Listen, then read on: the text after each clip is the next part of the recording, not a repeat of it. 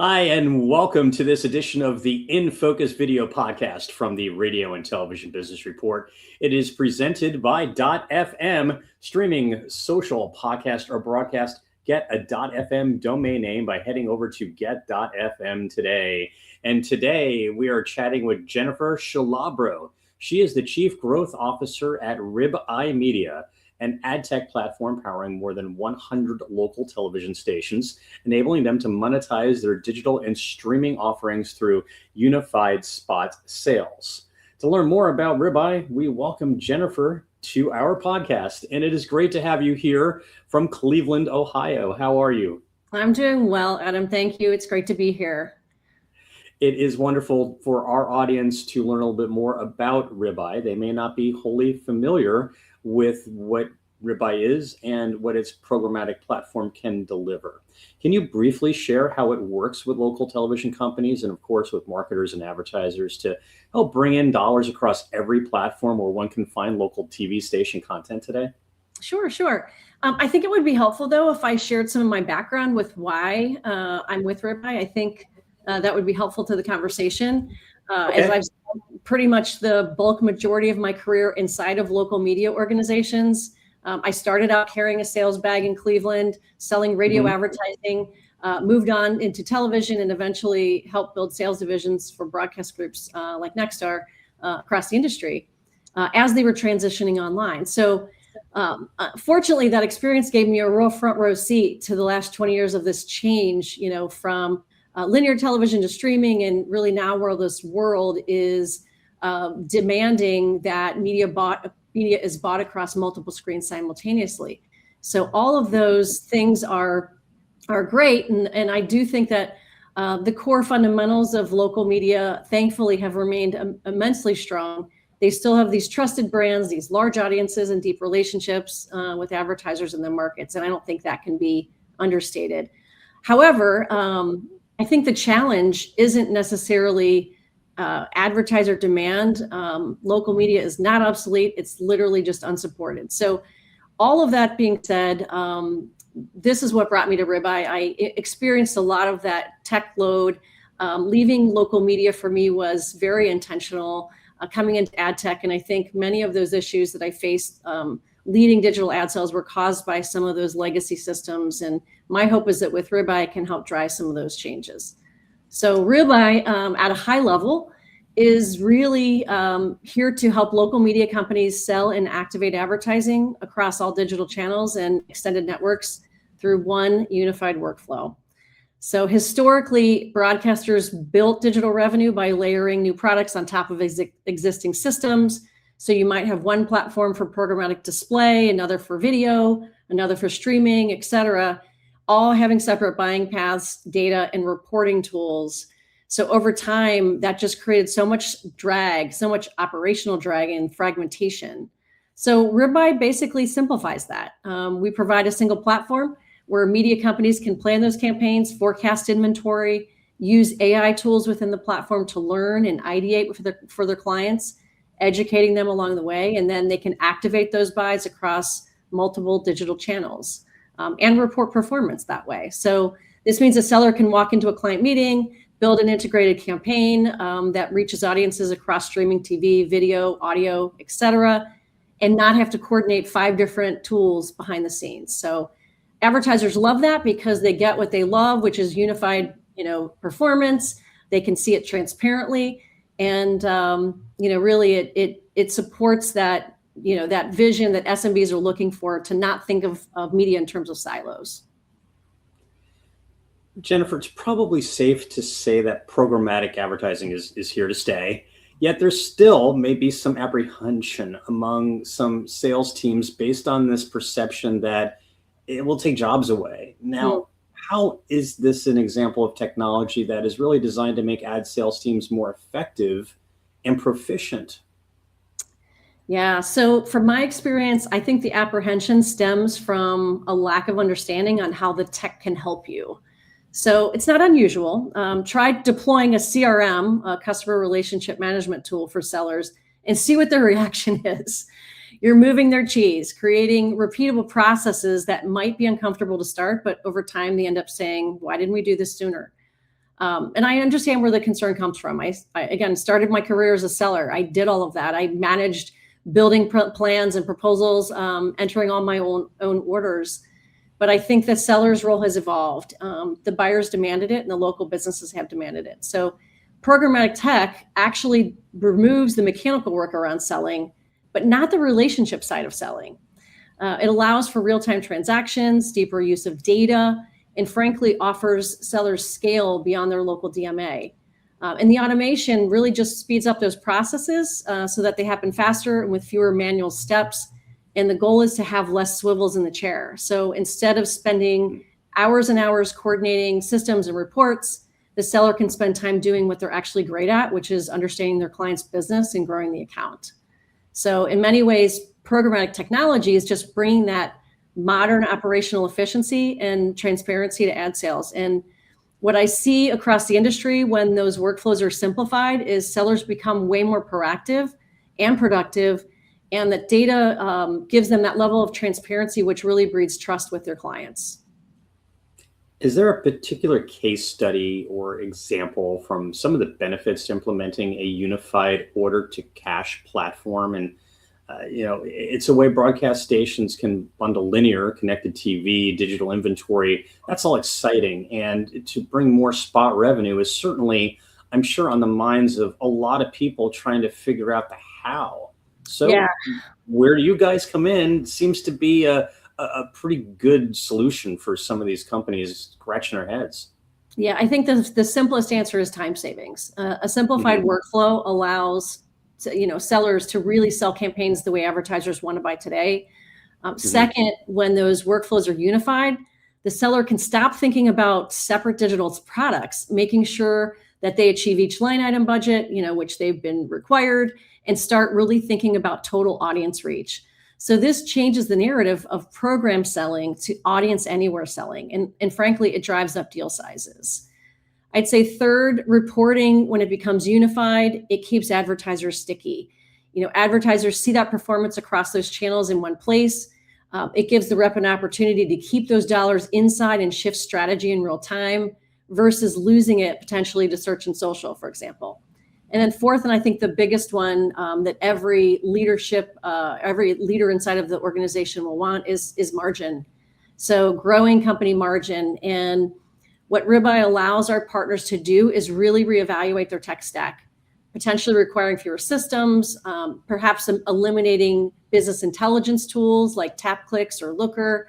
And maybe those were needed to cobble together systems, and that's at a real cost saving. So as an example, one of Ribeye's partners who is currently going through onboarding with us is intentionally shortening their stack, primarily led by our ability to stitch systems together like reporting.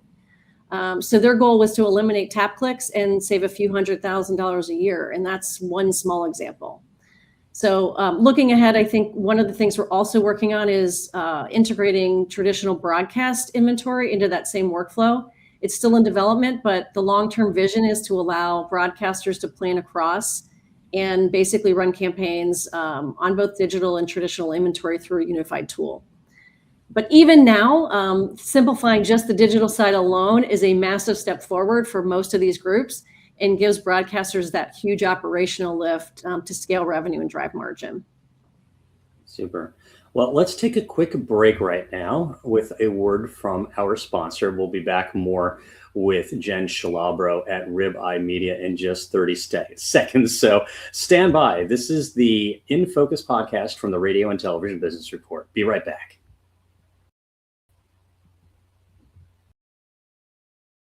Launching the next big podcast, building a vibrant social community, or broadcasting your brand to the world, .fm is your signal to stand out. Don't just stream, streamline your success with .fm. Claim yours today at www.get.fm.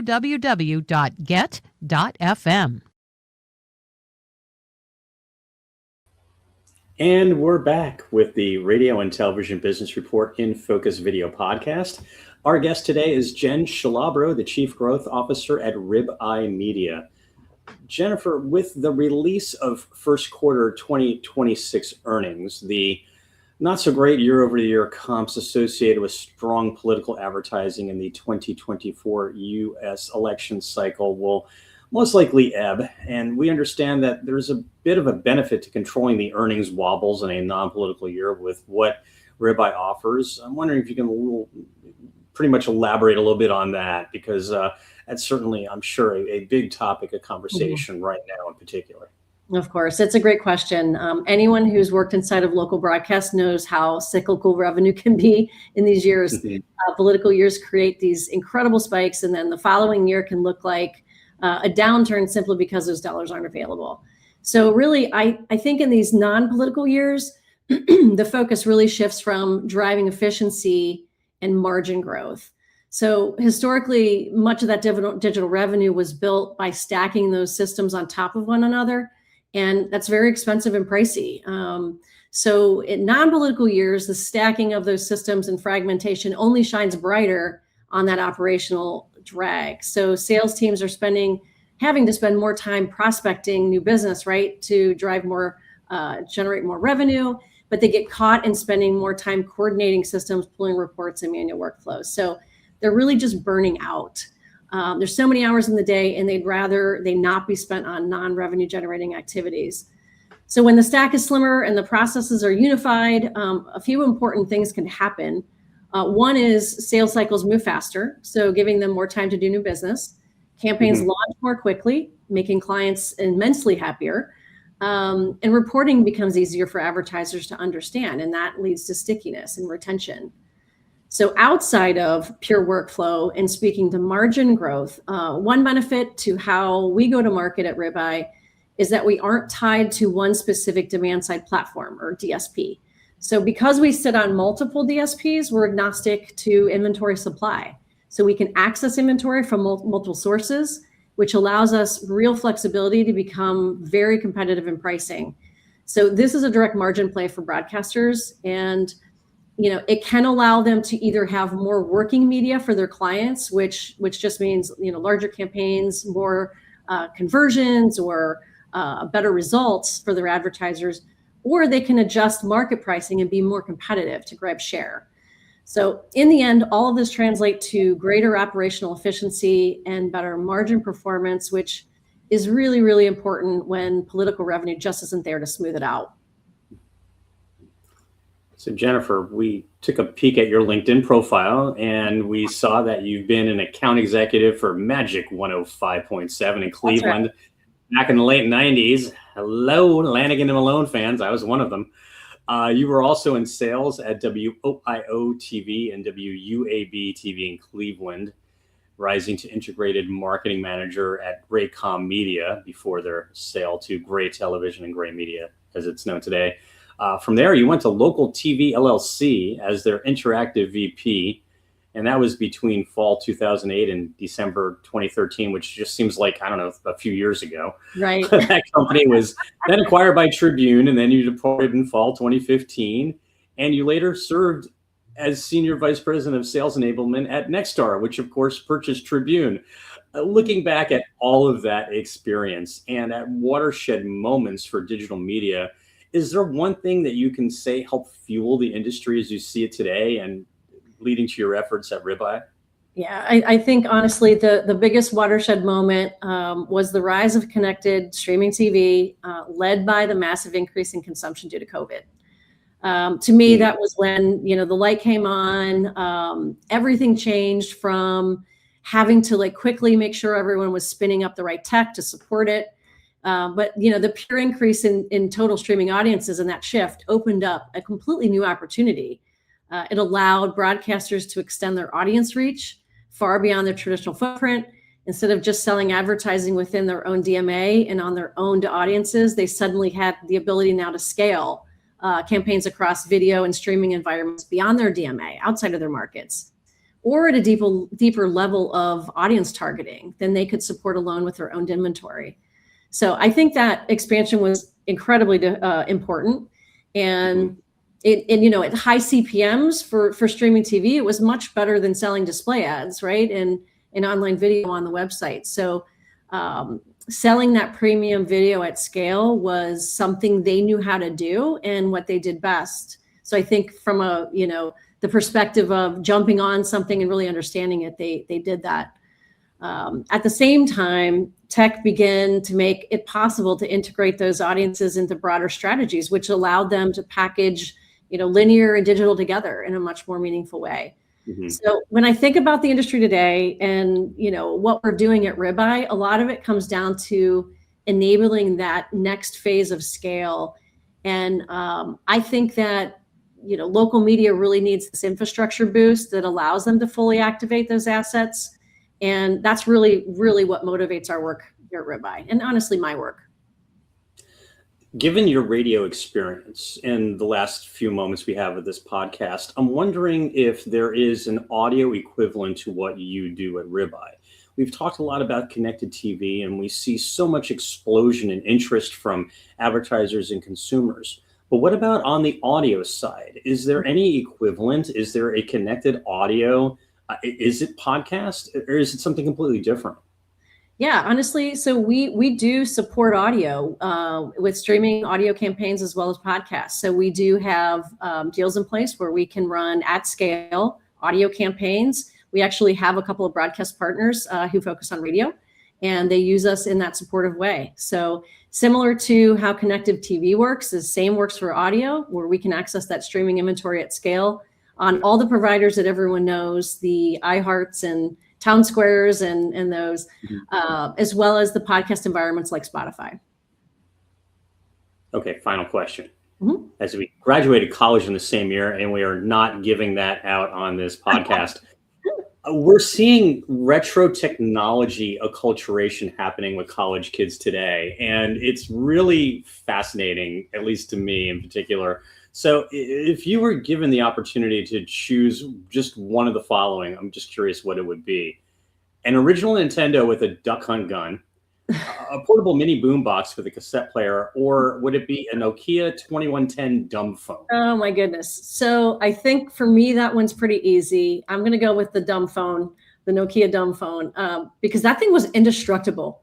You could drop it down a flight of stairs, you could run it over with a car, and that thing would still work. Honestly, I believe if our ad tech ecosystem had that level of durability, we'd all sleep a lot better at night. I went with the cassette player, and I have one. You can't see it on camera, but it's beside me on my desk, and I'm having fun listening to Jagged Little Pill on cassettes. I love it. That's great. That's great.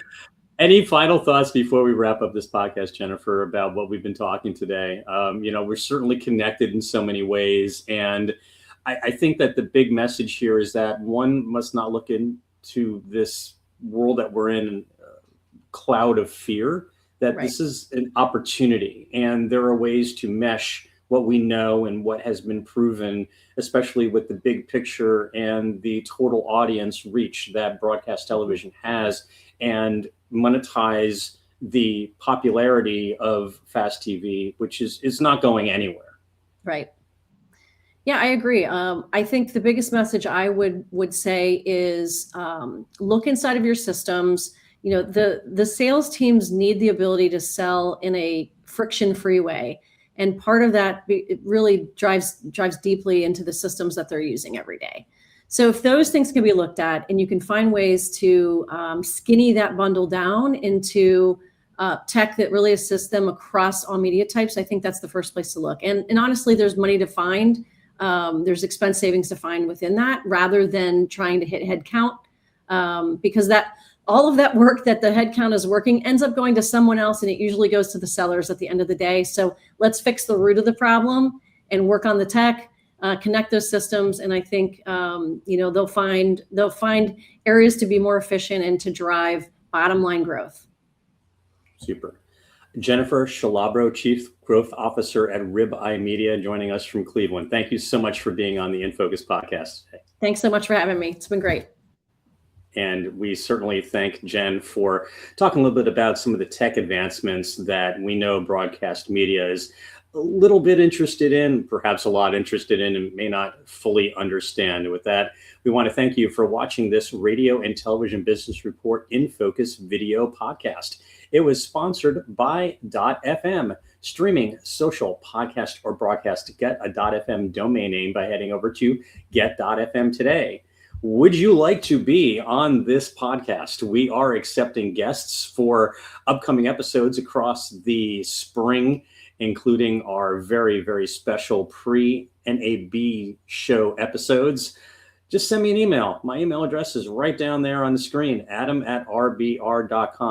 And we'd love to entertain you. So with that, from the global headquarters of Streamline Publishing in Boca Raton, Florida, home of the Radio and Television Business Report and Radio Inc. magazine, I'm Adam R Jacobson. We'll see you next time. And be sure to like and subscribe to this podcast on YouTube. Take care.